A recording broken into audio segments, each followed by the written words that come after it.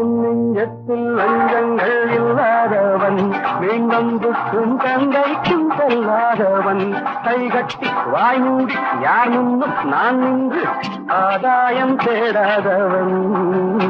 அந்த ஆகாயம் போல் வாழ்பவன்